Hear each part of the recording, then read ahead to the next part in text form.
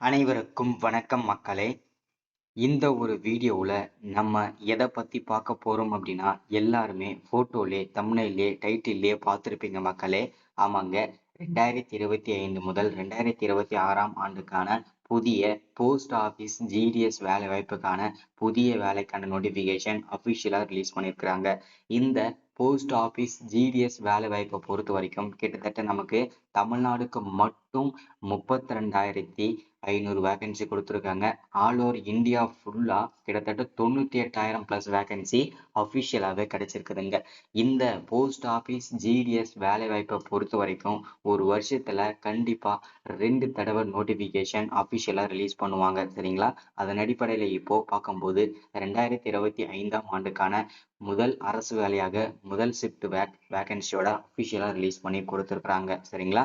So இந்த post office GDS வேலையை பொறுத்த வரைக்கும் 38 மாவட்டத்திலையும் எந்தெந்த மாவட்டத்துக்கு எவ்வளவு வேகன்சி கொடுத்துருக்குறாங்க, எந்தெந்த போஸ்டிங்கை சூஸ் பண்ணணும், அதே மாதிரி இந்த போஸ்ட் ஆஃபீஸ் ஜிடிஎஸ் வேலையை பொறுத்த வரைக்கும் நமக்கு 3 விதமான போஸ்டிங்க்கு நோட்டிஃபிகேஷன் இந்த தடவை கொடுத்துருக்கிறதா சொல்லியிருக்காங்க. அந்த 3 விதமான போஸ்டிங் என்னென்ன, அந்த 3 விதமான போஸ்டிங்க்கு மினிமம் என்ன படிச்சிருக்கணும், மேக்ஸிமம் என்ன படிச்சிருக்கணும், எலிஜிபிலிட்டி, அதாவது அப்ளை பண்ணுறதுக்கு எலிஜிபிலிட்டி. ஸோ அதே மாதிரி அடுத்ததாக சம்பளம் பர் மந்த்துக்கு எவ்வளோ சேலரி கிடைக்கும், போக போக இன்க்ரிமெண்ட் சேலரி எவ்வளோ கிடைக்கும், அதற்கான முழுமையான தகவலை நம்ம பார்த்து தெரிஞ்சுக்க போகிறோம். அதை தொடர்ந்து யார் யாருக்கு இந்த போஸ்ட் ஆஃபீஸ் ஜிடிஎஸ் வேலை வாய்ப்பில் முன்னுரிமை கொடுக்க போகிறாங்க, அதற்கான முழுமையான அப்டேட் நம்ம பார்க்க போகிறோம். அதை தொடர்ந்து இந்த வேலை வாய்ப்பை விண்ணப்பிக்கிறதுக்கு ஸ்டார்டிங் டேட் என்ன, எண்டு டேட் என்னன்றதை மெயினாக நம்ம பார்க்கணும். ஏன்னா அப்ளை பண்ணுறது எப்போ என்ன ஏதுன்னு தெரிஞ்சாதான் இந்த மாதிரி விஷயங்கள்லாம் நம்ம தொடர்ச்சியாக பார்க்க முடியும். சரிங்களா?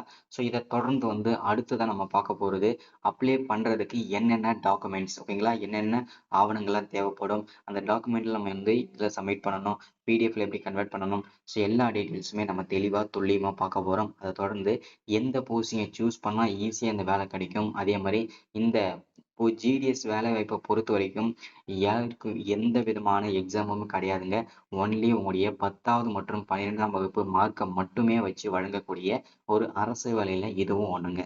சரிங்களா? அதனால இவ்வளோ பேர் இன்ட்ரெஸ்ட் காட்டி அப்ளை பண்றதுக்கான ஒரே ரீசன் அதுதான். ஸோ அதனால தொடர்ச்சியா இந்த வீடியோ நீங்க பாருங்க, வீடியோ ஸ்கிப் பண்ணாதீங்க. இது எல்லாமே நம்ம பார்க்கறதுக்கு முன்னாடி நமது கவர்மெண்ட் ஜாப் டெய்லி அப்டேட் சேனலுக்கு இப்போதான் நீங்க ஃபர்ஸ்ட் டைமா முதல் முறையா நமது சேனலை பார்க்குறீங்க, நம்ம வீடியோவை பார்க்குறீங்க அப்படின்னா மறக்காம சப்ஸ்கிரைப் பண்ணிட்டு பக்கத்தில் இருக்கிற பெல் பட்டனை கிளிக் பண்ணி ஆளுன்ற ஆப்ஷன்ல போட்டு வச்சுக்கோங்க.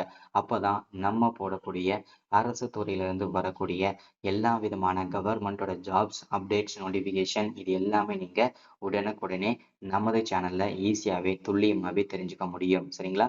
ஸோ அது மட்டும் இல்லாமல் உங்களுடைய ஃப்ரெண்ட்ஸ், ரிலேட்டிவ்ஸ், கான்டாக்டில் இருக்கிறவங்க எல்லாருக்கூடயும் ஷேர் பண்ணிங்கன்னா ரொம்ப ரொம்ப ஈஸியாக தான் இருக்கும். சரிங்களா? ஸோ தொடர்ந்து பாருங்கள், ஃபாலோ பண்ணுங்கள். இந்த மாதிரி கவர்மெண்டோட வீடியோஸ் அப்டேட் நோட்டிஃபிகேஷன்லாம் ஈஸியாக நீங்கள் வேலையை வாங்கணும் அப்படின்னா, எந்த விதமான எக்ஸாமும் இல்லாத அரசு வேலை வேணும்னா இந்த மாதிரி நம்ம சேனலை ஃபாலோ பண்ணிக்கோங்க, ரொம்ப யூஸ்ஃபுல்லாக இருக்குங்க. சரிங்களா? சரி, ஓகே, வாங்க வீடியோக்குள்ளே போயிட்டு இதற்கான முழு அப்டேட்டுமே நம்ம பார்த்து தெரிஞ்சுக்கலாங்க. சரிங்களா?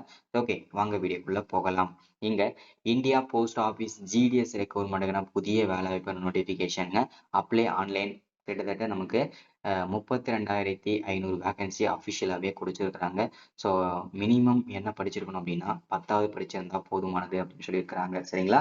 ஸோ தொடர்ந்து பார்ப்போம்.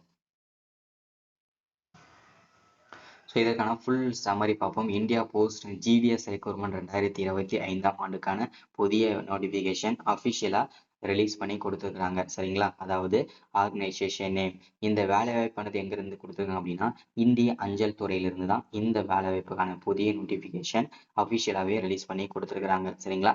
ஸோ போஸ்டோட நேம் அப்படின்னு கேட்டிங்கன்னா கிராமின் டக் சேவக், அதாவது ஜிடிஎஸ் அப்படின்னு சொல்லுவாங்க. So Gramin Dak Sevak posting, branch post master BPM, அடுத்தது assistant branch post master ABPM. இந்த 3 விதமான போஸ்டிங்க்கு தான் நம்ம அஃபிஷியலாகவே அப்ளை பண்ண போகிறோங்க. சரிங்களா? ஸோ இது என்னன்னா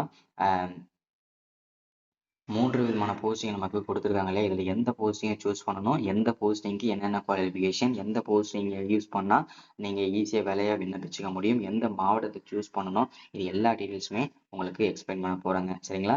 ஸோ அது இல்லாமல் நம்முடைய ஸ்ட்ராட்டஜிஸுமே இதில் வந்து நம்ம எக்ஸ்பிளைன் பண்ண போகிறோம். ஸோ அதனால் வீடியோ ஸ்கிப் பண்ணாமல் பாருங்கள், ரொம்ப இம்பார்ட்டன்ட்.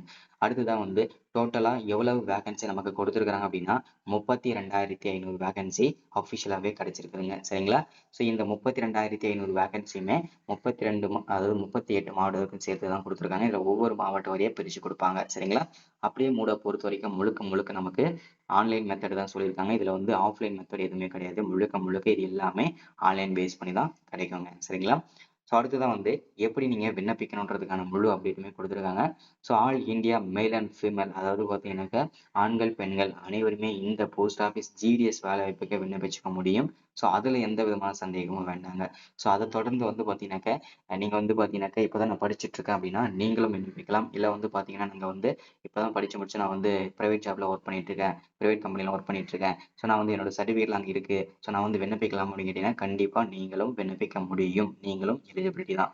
மினிமம் குவாலிஃபிகேஷன் 10ஆம் வகுப்பு, அதற்கு மேலே நீங்கள் 12வது degree, diploma, IT, UG, PG, master degree, any degree, எத்தனை டிகிரி நீங்கள் முடிச்சிருந்தா கூட இந்த வேலை வாய்ப்புக்கு எலிஜிபிள் தாங்க. மினிமம் குவாலிஃபிகேஷன் உங்களுக்கு 10ஆம் வகுப்பு தாங்க. சரிங்களா?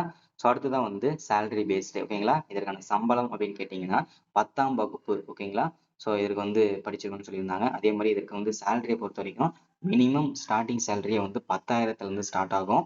ஸோ ஸ்டார்ட் பண்ணி அதுக்கப்புறம் போக போக இன்க்ரிமெண்ட் சேலரியாக வந்து உங்களுக்கு வந்து ஒரு ஸ்டேபிளாக ஒரு இன்கம் வரணும் அப்படின்னா 30,000, அதாவது 29,380 வரைக்கும் வரும். இது ஜென்ரலாக சேலரி மட்டும். ஓகேங்களா? இது இல்லாமல் கவர்மெண்டோட அலவன்சஸ், படிகாசு, இது எல்லாமே தனித்தனியாக உங்களுக்கு கிடைக்கும். ஸோ அது எல்லாமே வந்து பார்த்தீங்கன்னா உங்களுக்கு கன்ஃபார்மாக கிடைக்குங்க. சரிங்களா? ஸோ அடுத்ததான் வந்து ஏஜ் லிமிட், வயது வரம்பு. ஓகேங்களா? இது ரொம்ப இம்பார்ட்டன்ட்ங்க.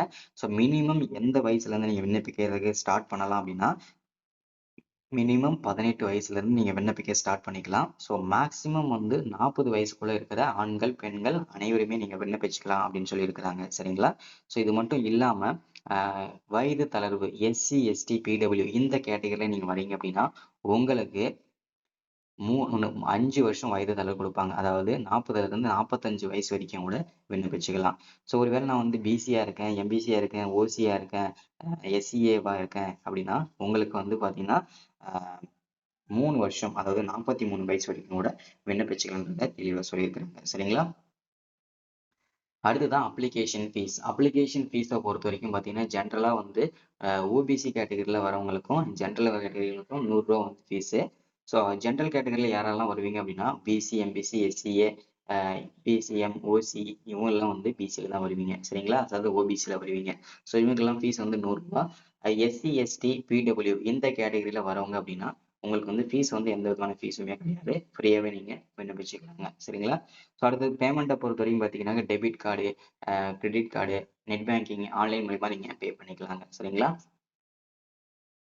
அடுத்ததான் செலக்ஷன் ப்ராசஸை பொறுத்த வரைக்கும் எந்த விதமான எக்ஸாமுமே கிடையாதுங்க. டைரெக்டாக உங்களுக்கு வந்து நீங்கள் அப்ளை பண்ணுற அனைவருமே இப்போ நம்ம வந்து 32,500 போஸ்டிங் கொடுத்துருக்காங்க இல்லையா? அந்த 32,000 போஸ்டிங்க்குமே நம்ம 32 கிட்டத்தட்ட 5,00,000 பேர் விண்ணப்பிச்சிருந்தாலும் அந்த 5,00,000 பேருமே நமக்கு நேர்காணல், அதாவது இன்டர்வியூஸ்க்கு கூப்பிடுவாங்க. அதில் தான் உங்களை இன்டர்வியூஸ்க்கு ஒரு 50% மார்க்கும், அதே மாதிரி உங்கள் டாக்குமெண்ட்டுக்கு ஒரு 50% மார்க்கும் போட்டு அதில் டாப் 100க்கு எவ்வளோ மார்க் எடுக்கிறீங்களோ அதை ஷார்ட் லிஸ்ட் பண்ணி தான் உங்களை இதை செலக்ட் பண்ண போகிறாங்க. சரிங்களா? அதனால எந்த விதமான எக்ஸாமுமே கிடையாதுங்க.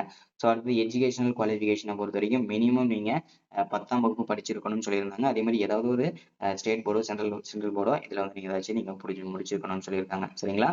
ஸோ அடுத்த வந்து அப்ளை பண்ணுறதுக்கு என்னென்ன ஆவணங்கள்லாம் தேவைப்படும், டாக்குமெண்ட்லாம் தேவை அப்படின்னா ஃபர்ஸ்ட் உங்களுடைய பாஸ்போர்ட் சைஸ் ஃபோட்டோ, உங்களுடைய கையெழுத்து சிக்னேச்சர். ஓகேங்களா? அதோட ஒரு பேப்பரில் கையெழுத்து போட்டு அதை ஃபோட்டோ எடுத்து ஸ்கேன் பண்ணி வச்சுக்கணும். அதுக்கப்புறம் ஆதார் கார்டு ரொம்ப இம்பார்ட்டன்ட், உங்களுடைய ஐடென்டிட்டி ப்ரூஃப்காக. அடுத்தது மொபைல் நம்பர், மெயில் ஐடி, உங்களுடைய எஜுகேஷனல் சர்டிஃபிகேட், 10வது மார்க் ஷீட்டு, 12வது மார்க் ஷீட்டு, அதுக்கப்புறம் உங்களுடைய கம்யூனிட்டி சர்டிஃபிகேட். ஓகேங்களா? SC ST OBC certificates, disability, அதாவது நீங்கள் ஹேண்டிகேப்ஸாக இருக்கீங்கன்னா அதுக்கான சர்டிஃபிகேட்ஸு, அதுக்கப்புறம் income certificates, so self confidence certificates, அப்புறம் ஏஜ் ப்ரூஃப். ஓகேங்களா? ஸோ உங்களுடைய பர்த் சர்டிஃபிகேட்ஸு, அப்புறம் என்ஓசி ஓகேங்களா, நான் அப்ஜெக்ஷன் சர்டிஃபிகேட்ஸ் கண்டிப்பாக அவசியங்க. இது எல்லாமே ரொம்ப ரொம்ப இம்பார்ட்டண்ட்டாக தேவைப்படும். ஸோ எல்லாருக்குமே இந்த அப்டேட் வந்து இப்போ தெரியப்படுத்துங்க. ஸோ இதற்கான அப்ளை பண்ணுறதுக்கு ஸ்டார்டிங் டேட் என்னன்னு கேட்டிங்கன்னா, வரக்கூடிய ஆகஸ்ட் 10ஆம் தேதியிலிருந்து நீங்கள் இந்த வேலைக்கு விண்ணப்பிச்சுக்கலாம். அதுலேருந்து ஆகஸ்ட் 30ஆம் தேதி வரைக்கும் கூட டைம் வந்து கொடுத்துருக்குறாங்க. சரிங்களா? ஸோ இதுக்கு வேலைக்கு விண்ணப்பிக்கிறதுங்க. சரிங்களா? ஸோ இந்த அப்டேட் எல்லாருக்கும் ஷேர் பண்ணுங்க. Thank you, welcome. இந்த மாதிரி முக்கியமான அரசு வேலைகள் வேணும்னா மறக்காம நம்ம சேனலை ஃபாலோ பண்ணிட்டே இருங்க. தேங்க்யூ.